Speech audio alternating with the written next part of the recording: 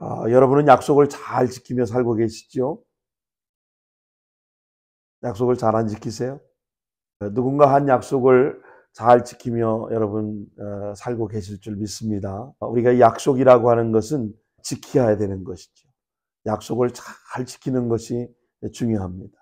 우리가 인생을 살아가면서 수많은 사람들을 만나서 수많은 사람들과 그 많은 말을 하는 가운데 우리가 또 수없이 많은 약속을 하게 됩니다.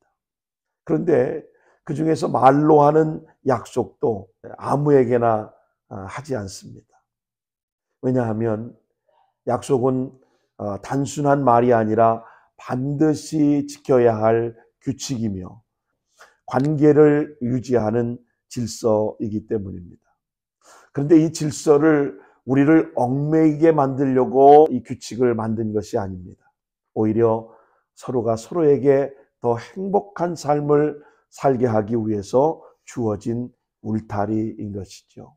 저는 특별한 사람들과만 약속을 합니다.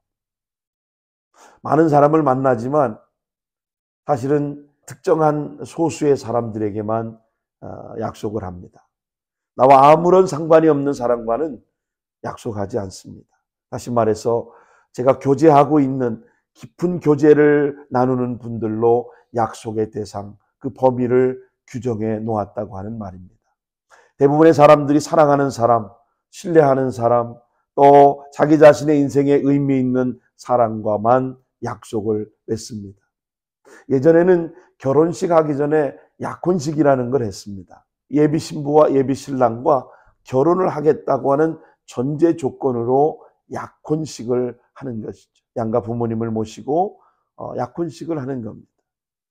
그렇기 때문에 그 약속은 단순한 규칙이 아니라 예비 신랑 신부들에게는 희망이 되고 기대가 되고 또 발걸음을 앞으로 이끌어가는 힘이 되었던 것이죠. 오늘 본문 출애굽기 19장은 이스라엘 백성들이 약속의 땅을 향해 가는 여정 가운데 시내 광야에서, 시내산 광야에서 하나님과 맺은 언약, 그래서 시내산 언약이다 이렇게 말하는데 이 시내산 언약이 기록된 장면입니다. 이 언약은 하나님께서 단지 어떤 명령이나 법을 주시기 위한 것이 아닙니다. 사랑하는 백성과 맺은 거룩한 약속이고 앞으로 어떻게 함께 살아가야 할지를 정하는 관계의 선언입니다. 하나님 말씀하십니다. 출애굽기 19장 5절로 6절 말씀을 보세요. 내 말을 잘 듣고 내 언약을 지키면 너희는 모든 민족 중에서 내 소유가 되겠고 너희는 제사장 나라가 되며 거룩한 백성이 되리라. 할렐루야. 이 언약은 지금 오늘 이 자리에 있는 저와 여러분에게도 여전히 유효한 약속인 줄로 믿으시기 바랍니다. 아멘. 오늘 우리는 시내산 언약을 다시 바라보면서 약속의 땅을 향한 우리의 걸음이 어디에 힘을 얻는지 또 무엇을 붙들어야 하는지 오늘 말씀을 통해서 함께 생각해 보며 하나님께서 우리에게 주시는 은혜를 함께 나누려고 합니다. 본문의 1절은 이렇게 시작됩니다. 이스라엘 자손이 애굽 땅을 떠난 지 3개월이 되던 날 그들이 시내 광야에 이르니라. 애굽을 떠난 지 몇 개월이 됐다고요? 3개월이 됐다는 겁니다. 그 3개월 동안에 얼마나 많은 일들이 일어났었습니까? 마실 물이 없어서 원망하고 불평하고 먹을 양식이 없다고 원망하고 불평하고 마라의 쓴물 앞에서 지도자를 원망하고 불평하고 또 반석 앞에서 마실 물이 없어서 원망하고 불평하며 수없이 많은 홍해 앞에서 좌절을 경험하고 그렇게 지내온 시간이 3개월이었습니다. 이제 이스라엘 백성이 애굽을 떠난 지 3개월이 지난 시점에 시내산에 도착한 겁니다. 그들은 홍해를 건너 시내 반도에 들어와 드디어 시내산에 위치한 시내 광야에 도착하게 된 겁니다. 여러분 화면에 지도를 잘 보시면 그 시내 반도에 시내산 앞에 도착한 이스라엘 백성들의 모습을 보게 되는 것이죠. 자, 2절을 보시면 시내 광야산 앞에 장막을 쳤다고 했습니다. 물론 이 산이 시내산입니다.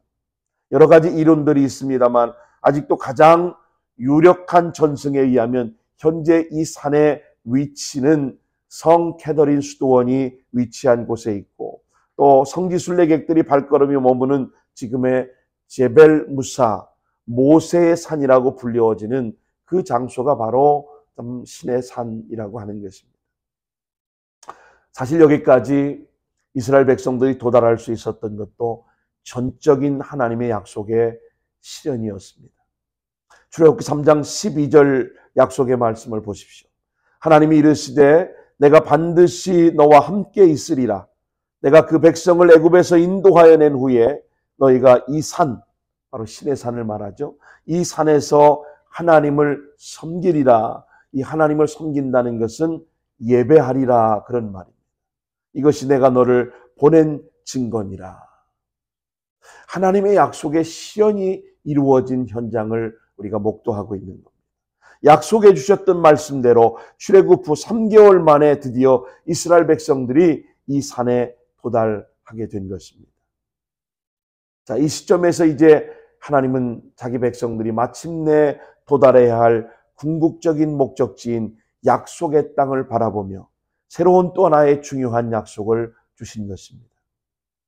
이 하나님은 지금도 동일한 약속을 기록된 하나님의 말씀인 성경 신구약을 통해서 오늘 저와 여러분에게도 주셔서 약속의 말씀을 붙잡고 우리도 인생의 순례 행진을 완수하기를 기대하신다고 하는 사실입니다.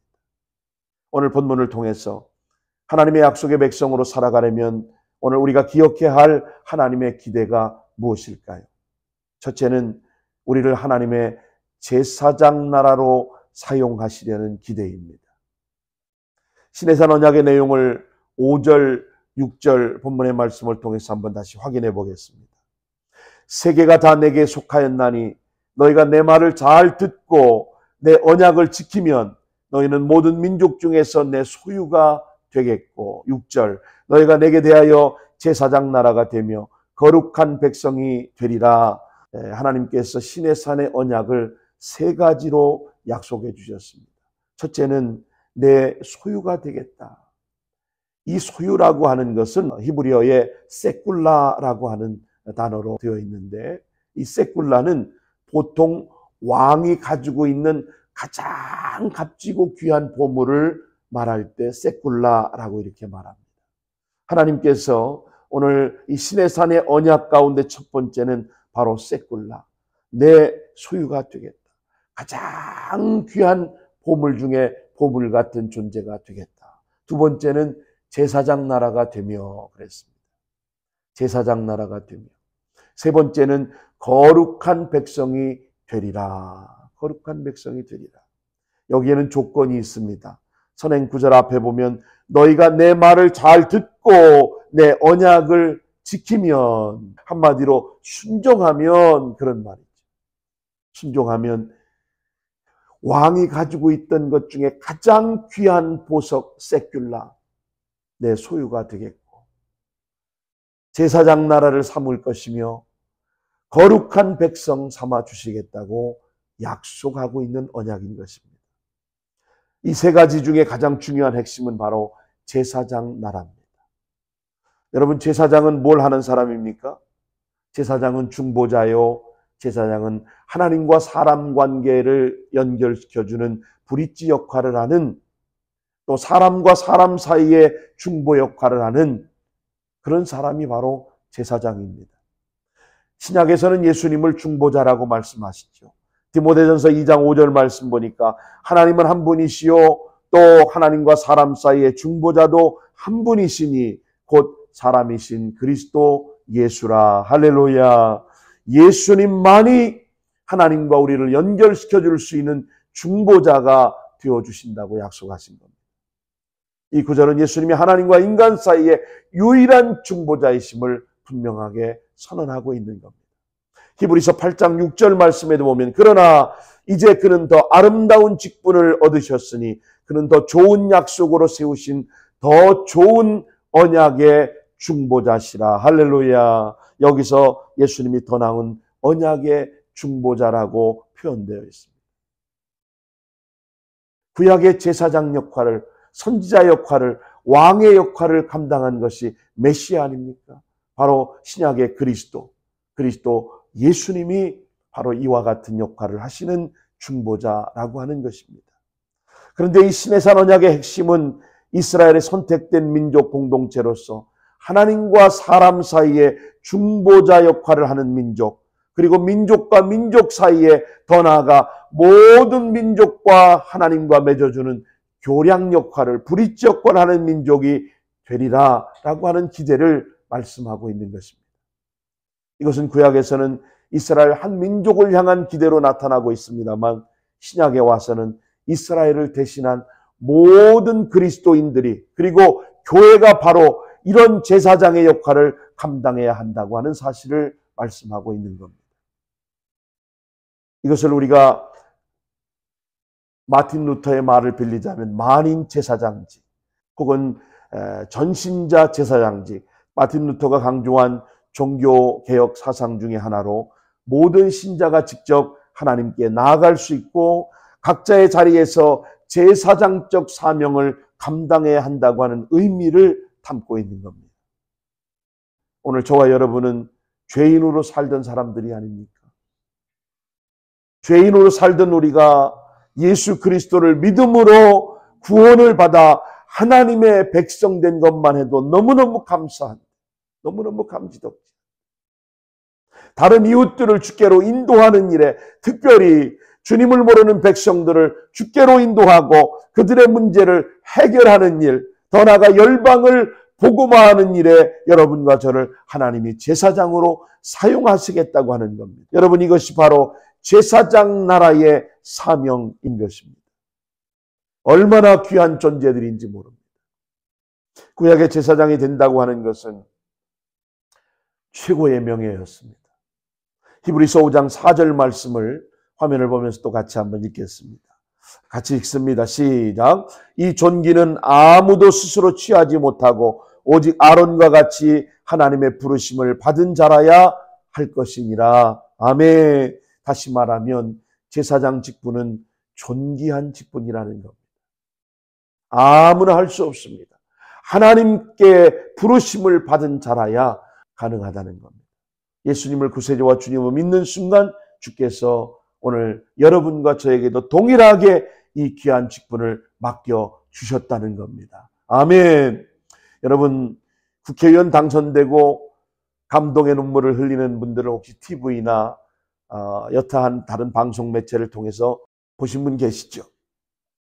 그런데 우리는 그분들과 비교할 수조차 없는 한 지역이 아닌 all of the nation, 세상 모든 열방을 섬기는 제사장 직분의 명예를 우리에게 주셨다는 겁니다. 할렐루야. 오늘 저와 여러분은 하나님의 제사장, 하나님의 특별한 세큘라 보물이라는 사실을 여러분 잊지 마시기 바랍니다. 오늘 우리는 하나님의 보배로운 소유가 되었습니다. God's treasure possession. 히브리어의 이 세큘라는 앞에서 잠깐 언급한 것처럼 왕이 개인적으로 아끼는 귀중한 보물, 가장 값진 것을 뜻합니다. 단순한 소유가 아니라 특별히 사랑하고 보호하며 기뻐하는 대상이라고 하는 그런 깊은 의미를 담고 있습니다. 이 말에 여러분 감동하고 감격하셔야 합니다.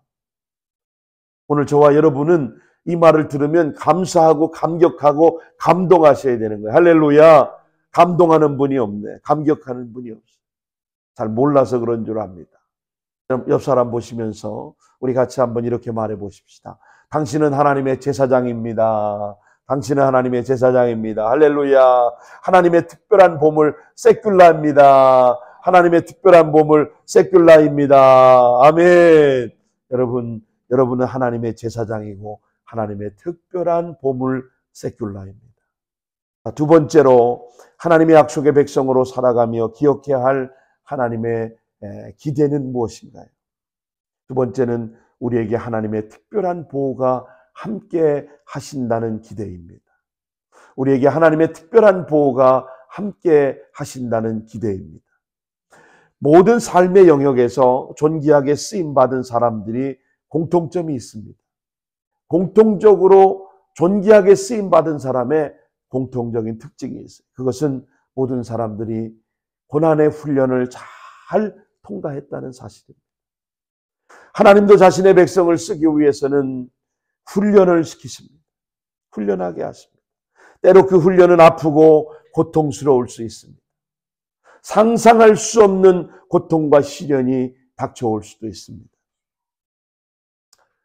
현재 사우스캐롤라인의 포트 잭슨에서 미 육군 내셔널 가드 10주 훈련을 받고 있는 성민 형제도 그동안 대단히 힘들고 어려운 실제적인 군사 훈련을 받고 있었습니다. 이제 이번 주가 이제 마지막 주간이고 이제 다음 주 한 주는 자신들이 사용했던 도구들 또 내무반들을 다 정리하고 또 다른 신병들이 들어오면 사용하도록 다 준비하는 그런 기간으로 시간을 보내게 되지만 8주까지 엄청난 고된 훈련을 견뎌내야 했습니다. 여러분, 하지만 당당한 미 육군 내셔널 가드가 되기 위해서는 이 훈련을 반드시 마쳐야 하고 절대적으로 이 훈련이 필요한 것입니다. 그렇다고 병사들이 훈련을 두려워할 필요는 없지 않습니까? 왜 그렇습니까? 이 훈련을 받는 동안 미 정부로부터, 미 국방부로부터 특별한 보호를 받기 때문입니다. 이스라엘 백성도 마찬가지입니다. 이 훈련을 받는 동안 두려워할 필요가 없습니다. 그 훈련이 고통스럽고 고난이 있고 어려움이 있다 할지라도 그 훈련 앞에 두려워할 이유가 없는 것은 하나님의 특별한 보호가 함께 하셨기 때문입니다. 하나님의 특별한 보호가 함께 하시기 때문에 두려워할 필요가 없다는 겁니다. 오늘 본문의 약속을 주시면서 하나님은 이스라엘 백성들에게 무슨 말씀을 하셨습니까? 4절을 보십시오. 내가 애굽 사람에게 어떻게 행하였음과 내가 어떻게 독수리 날개로 너희를 어버네게로 인도하였음을 너희가 보았느니라. 자, 여기 신의 광야까지 오는 동안 하나님이 자기 백성들을, 이스라엘 백성들을 독수리 날개로 업어 나르듯이 인도해 주셨다고 말씀합니다. 크리스찬 판타지 작가인 톨킨의 작품 가운데 반지의 제왕 호빗에 보면 주인공의 결정적인 위험에 처할 때마다 등장하는 동물이 있어요. 주인공이 위험에 처하면 나타나는 동물이 뭔지 아십니까? 독수리였습니다. 독수리. 여러분 화면에 제가 PPT를 띄워놨는데 주인공이 위험하면 독수리가 어디서 날아오는지 모르게 주인공을 딱 떠받들어서 안전하게 주인공을 살려줍니다. 독수리다! 독수리가 온다! 그리고 주인공은 위기의 순간 독수리를 통해서 구원을 받고 보호를 받습니다. 여러분, 부모 독수리가 새끼 독수리를 어떻게 마지막 훈련을 하는지 아십니까? 저는 영상 다큐를 보면서 참 흥미진진하게 보았던 경험이 있습니다. 새끼 독수리가 이제 성년쯤 되면 어미 독수리와 아비 독수리는 벼랑 모서리에 지어진 보금자리를 다 부리로 파헤칩니다. 발가락으로 다 파헤쳐가지고 벼랑 끝으로 그 성년이 된 독수리를 세워놓고 팍 밀어버립니다. 그러면 두려움에 잠겨 창공을 날 수 없었던 독수리였지만 그 순간 자기의 날개를 펴가지고 얼마나 안간힘을 쓰면서 살아남으려고 날개짓을 하는지 몰라요. 그때 날아라, 날아라. 넌 창공을 날아야 한다. 그것이 바로 독수리란다. 이 부모는 거기서 외치는 거예요.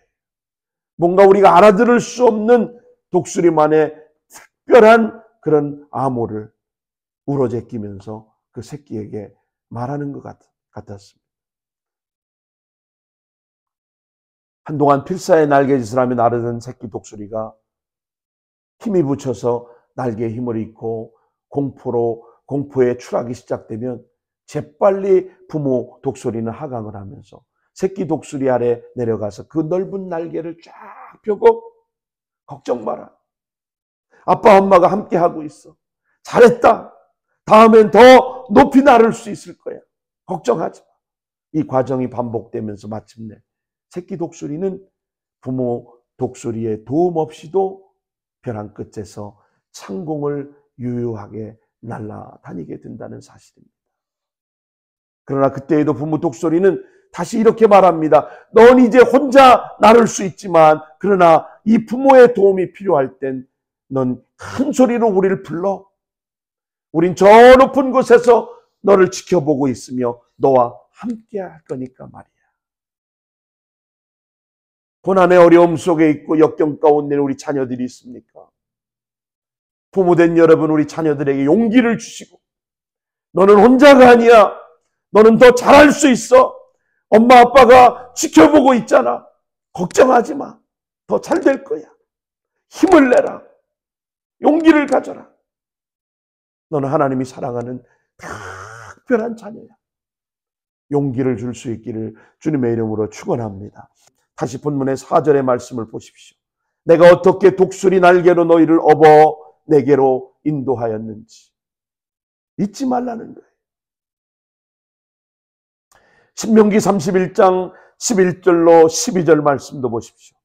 마치 독수리가 자기의 보금자리를 어지럽게 하며 자기의 새끼 위에 너풀거리며 그의 날개를 펴서 새끼를 받으며 그의 날개 위에 그것을 엎는 것 같이 12절 여호와께서 홀로 그를 인도하셨고 그와 함께한 다른 신이 없도다. 아멘 할렐루야. 그분이 바로 우리를 구원하신 하나님이십니다. 그 하나님이 함께 하시기에 우리 인생의 이 광야길을 두려움을 이기고 나갈 수 있는 겁니다.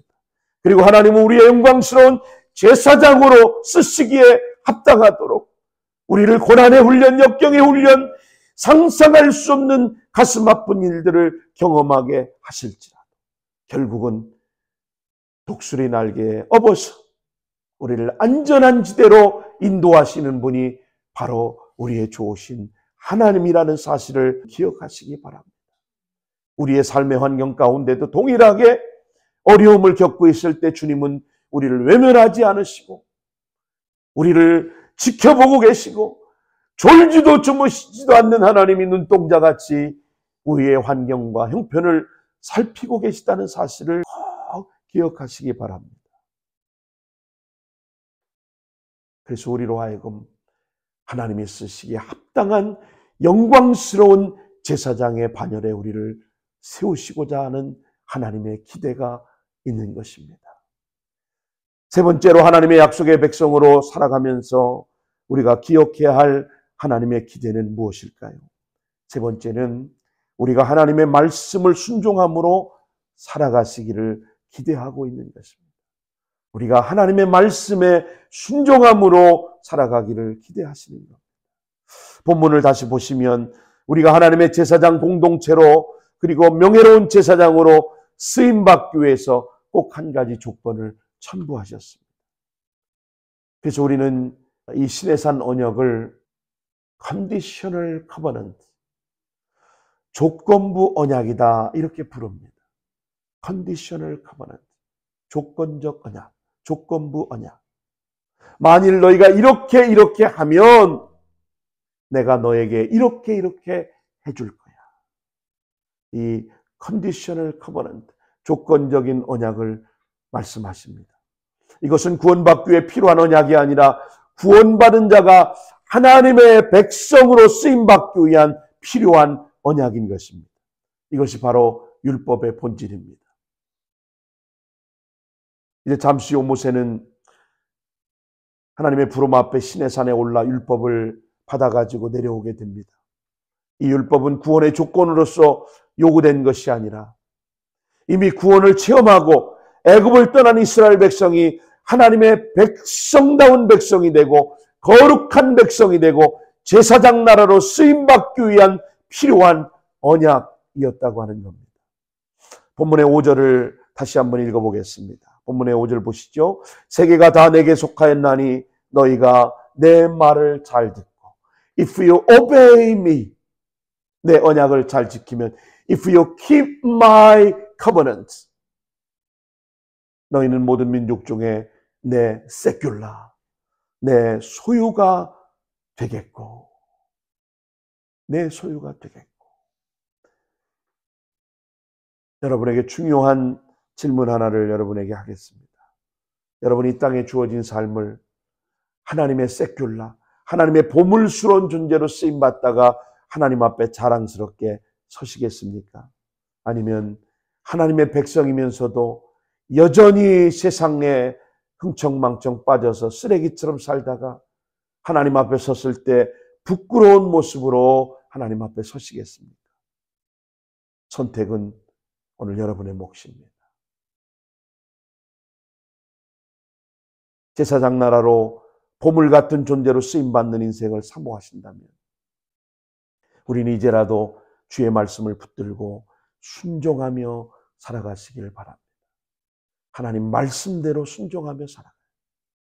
하나님 말씀 앞에 순종의 삶을 결단하는 순간 하나님은 오늘 우리의 삶에 거칠 것 부딪힐 것 없고 막힌 담을 허시고 닫힌 문을 여시고 분명하게 하나님의 백성의 제사장의 사명을 살아갈 수 있도록 힘을 능력을 허락해 주실 줄로 믿습니다. 그것이 우리가 율법을 지키며 살아가야 할 분명한 이유인 것입니다. 율법을 지켜서 구원받는 것이 아니라 구원받은 하나님의 백성이 되었기 때문에 오늘 우리는 하나님의 뜻에 순종하며 살아갈 분명한 이유가 있는 하나님의 언약 백성이라는 사실을 여러분 기억하시기 바랍니다. 어둠의 인생을 살던 여인 막달라 마리아를 여러분 생각해 보십시오. 악한 귀신이 7이 그 안에 있어서 그녀의 인생을 쓰레기로 만들지 않았습니까?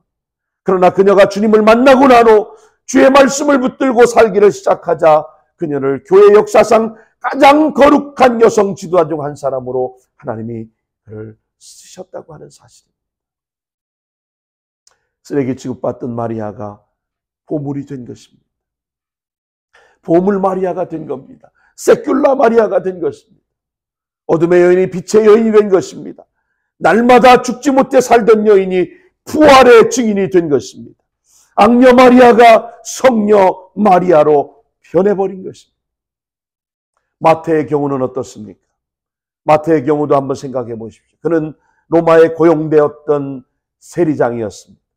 같은 동족에 등치고 살던 민족의 반역자였습니다. 가난한 사람을 착취하고 무거운 세금을 부과함으로 어려운 이웃들이 더 어렵게 살 수밖에 없도록 만든 돈의 노예였습니다. 그가 세관에 들고 장부를 기입해 내려가던 패는 부정과 거짓의 도구였습니다. 왜 그 당시 세리를 이렇게 민족의 반역자요 아주 치를 떨며 나쁜 사람으로 그렇게 취급했을까요? 로마 정부에서 만약에 10만 달러의 세금을 매겨라. 그 10만 달러를 받으면 10,000불은 자기께 되는 거예요. 50만 불을 받으면 5만 불은 자기 겁니다. 이런 식으로 모든 세금을 다 부과해서 자기를 배불리게 하고 살고 동족의 피를 빨아먹었기 때문에 그를 죄인 취급하고 사람 취급도 하지 않을 만큼 멸시하고 무시했던 겁니다.